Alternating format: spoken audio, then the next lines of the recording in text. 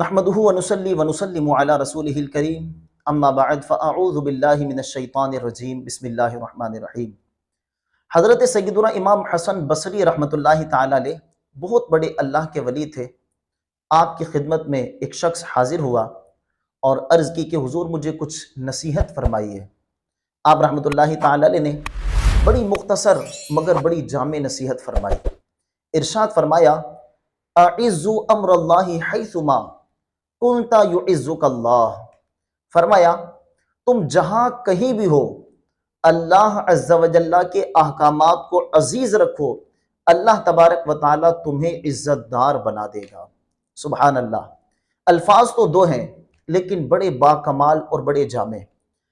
فرمایا کہ تم جہاں کہیں بھی ہو اللہ کے احکامات کو عزیز رکھو، چاہے تم حاکم ہو یا محکوم، تم افسر ہو یا مزدور، تم پیر ہو یا مرید، تم امام ہو یا مقتدی، تم والدین میں سے ہو یا اولاد میں سے، الغرض تم دنیا کے جس خطے میں ہو، جس جگہ ہو، تمہارا جو بھی اسٹیٹس ہے، تم اللہ اور اس کے رسول کے احکامات کو عزیز رکھو۔ تم اگر حاکم ہو تو تمہارے فیصلے اللہ اور اس کے رسول کے احکامات کے مطابق ہونے چاہیے، یہود و نصارہ کے تلوے چاٹتے ہوئے فیصلے نہ ہو، ورنہ تم اس عزت کی مسند پر بیٹھنے کے باوجود بھی ذلیل و رسوا کر دیے جاؤ گے۔ تم چاہے جس خطے سے تعلق رکھتے ہو، تم جس طبقے سے تعلق رکھتے ہو، اگر تم نے اللہ اور اس کے رسول کے احکامات کے آگے کسی غیر کے احکامات کو فوقیت دی، کسی دنیاوی لالچ کو فوقیت دی، کسی یہود و نصارہ کے تلوے چاٹتے ہوئے تم نے اگر فیصلے کیے، احکامات جاری کیے، تو خدا کی قسم تم چاہے جتنے بھی عزت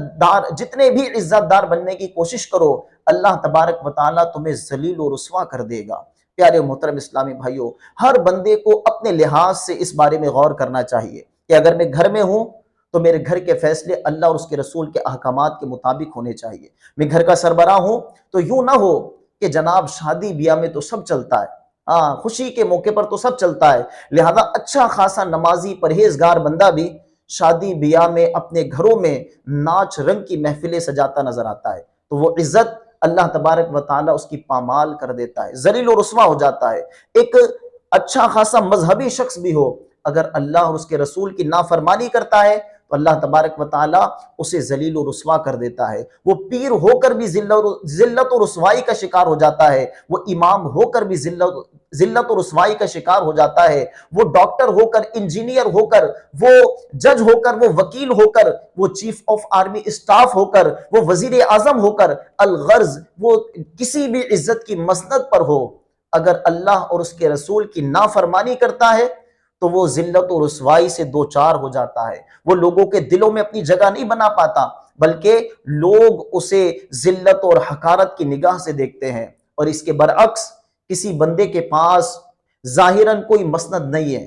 کوئی اس کا دنیاوی طور پر بلند مقام نہیں ہے، وہ ایک مزدور ہی کیوں نہ ہو، لیکن اگر وہ اللہ اور اس کے رسول کے احکامات کی پیروی کرتا ہے تو اللہ تبارک و تعالیٰ لوگوں کے دلوں میں اس کی عزت ڈال دیتا ہے۔ یہی وجہ ہے کہ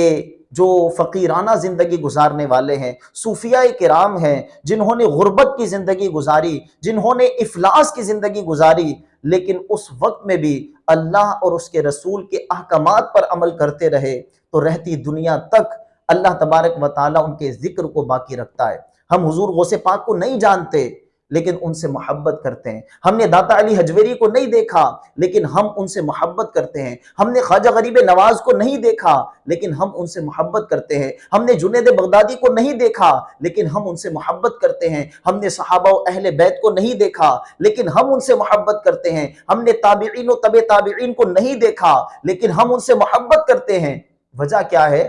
کہ انہوں نے اپنے ہر اوقات کو، اپنے ہر دور کو اللہ اور اس کے رسول کی اطاعت میں گزارا، تو اللہ تبارک و تعالیٰ نے رہتی دنیا تک ان کی عزتوں کو بلند کر دیا۔ اور اس کے برعکس اگر ہم دوسری سمت دیکھتے ہیں تو بڑے بڑے بادشاہ گزرے، فرعون جیسے بادشاہ بھی گزرے، نمرود جیسے بادشاہ بھی گزرے، لیکن آج ان کے نام لیوا دنیا میں موجود نہیں ہے۔ تو موجودہ دور کے حکمرانوں کو بھی سوچنا چاہیے کہ جب اتنے بڑے بڑے بادشاہوں کے نام لیوا موجود نہیں ہے تو آپ کی کیا حیثیت ہے۔ لہٰذا اس وقت کو اگر اللہ اور اس کے رسول کے احکامات کے مطابق گزارا تو اللہ تبارک و تعالی آپ کی عزت بلند کرے گا، اور فقط حکمرانوں ہی کو نہیں بلکہ رعایا کو، بلکہ ہر فرد کو اپنے بارے میں یہ غور کرنا چاہیے کہ اگر ہم اللہ اور اس کے رسول کے احکامات پر عمل کریں گے تو اللہ تبارک و تعالی دونوں جہانوں میں ہمیں عزتوں سے نوازے گا۔ اللہ تبارک و تعالی ہمیں اپنی نافرمانیوں سے بچنے اور اپنے احکامات کی پیروی کرنے کی توفیق عطا فرمائے۔ وآخر دعوانا ان الحمد للہ رب العالمین۔